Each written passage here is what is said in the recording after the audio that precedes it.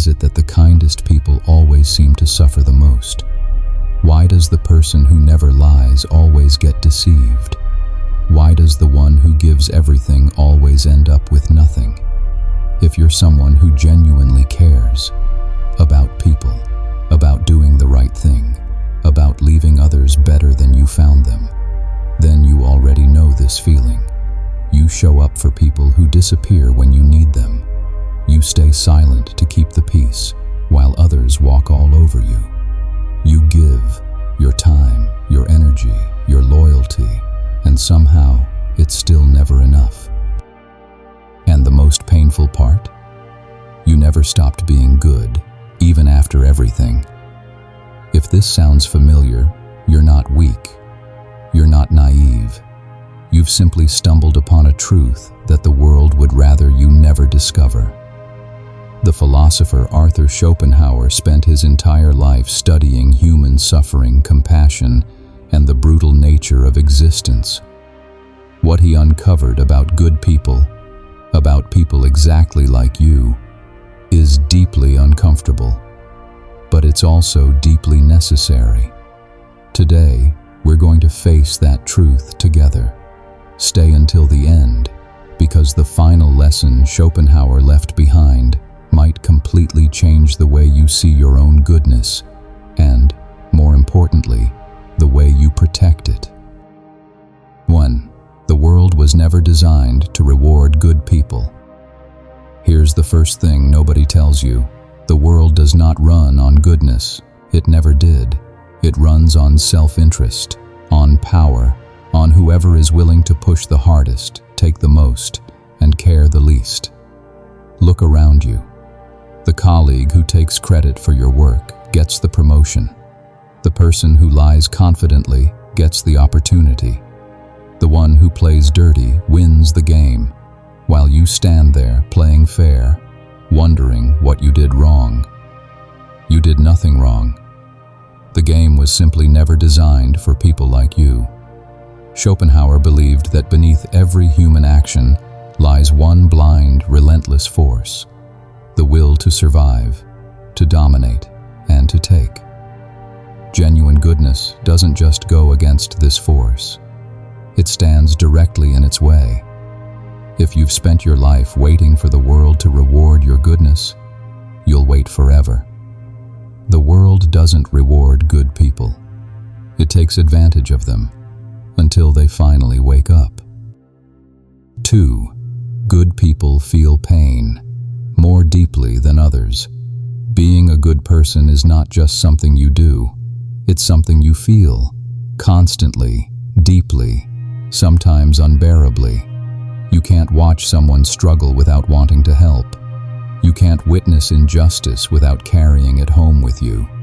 You feel the weight of other people's pain as if it were your own, because to you, it is. Someone cancels on you, and you wonder what you did wrong.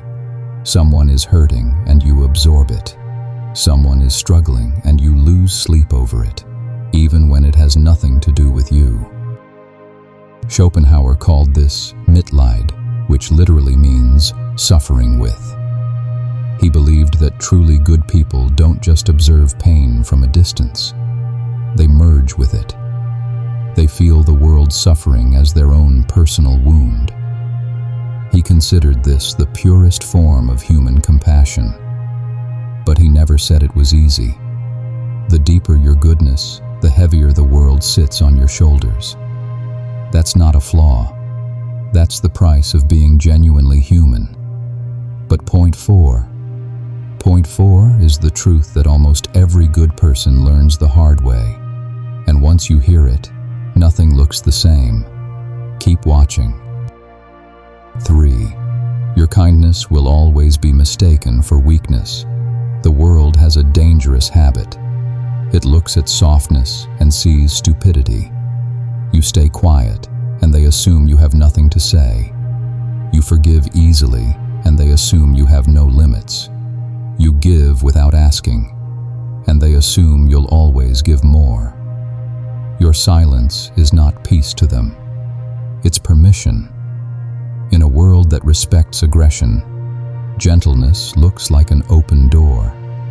and certain kinds of people will walk straight through it, without knocking, without asking, and without ever looking back. Schopenhauer was clear about this.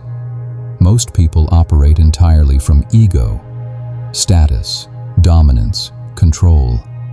That's their language. And when they encounter someone who speaks the language of compassion instead, they don't admire it. They exploit it. Your kindness is not the problem. But kindness without awareness is simply vulnerability with a softer name. You don't need to become hard. You need to become wise. There's a difference, and that difference will protect you. 4. Being good doesn't protect you from a dark world. You were told, be good, and good things will follow. Be honest, be kind, be generous, and life will meet you halfway. Schopenhauer called this one of the most comforting lies humans tell themselves. Because the truth is this: good people get betrayed. Not despite their goodness, sometimes because of it. Your trustworthiness makes you a perfect target for the untrustworthy. Your reliability makes others comfortable taking you completely for granted. Your openness gives manipulative people exactly the access they were looking for. Suffering, Schopenhauer argued, is the default condition of existence. It does not check your character before it arrives. It does not skip you because you're honest. It does not reward you because you're kind. Goodness is not a shield. It's a choice. And the moment you understand that, everything changes. You stop being good because you expect protection. You start being good because it's who you are. That shift alone can save you from a lifetime of quiet disappointment. 5. Good people are often the loneliest people. There is a specific kind of loneliness that only good people know. It's not the loneliness of having no one around you. It's the loneliness of being surrounded by people and still feeling completely unseen. You give everything in your relationships and still feel like no one truly knows you. Your values put you out of step with much of the world around you. You would rather sit alone than sit in a room full of people pretending to be something you're not. Schopenhauer himself lived in near isolation for much of his life. He wasn't broken. He was simply operating at a depth that most people around him couldn't reach. He wrote that the richer a person's inner world, the harder it becomes to find genuine connection in a shallow one. Your loneliness is not a sign that something is wrong with you. It's a sign that you refuse to settle for surface-level connection. That's not a weakness. That's an extraordinarily high standard. 6. The trap of expecting fairness. Good people believe in fairness. Deeply. Completely.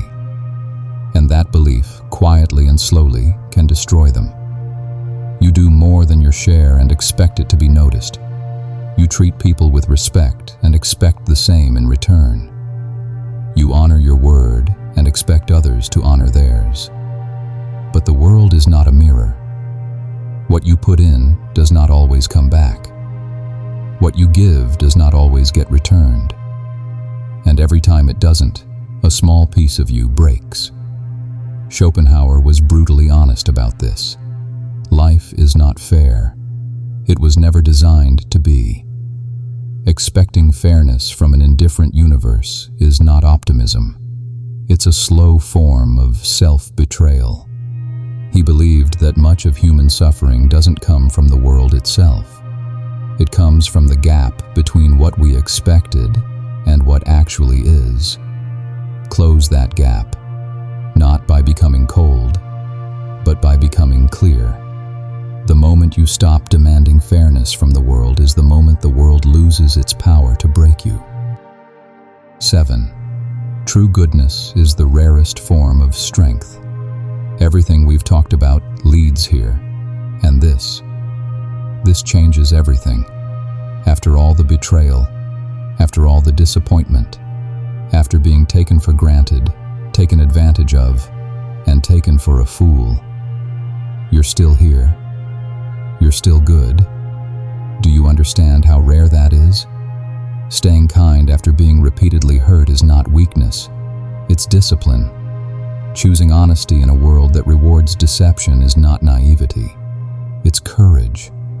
Continuing to give when giving has already cost you everything is not foolishness. It's character.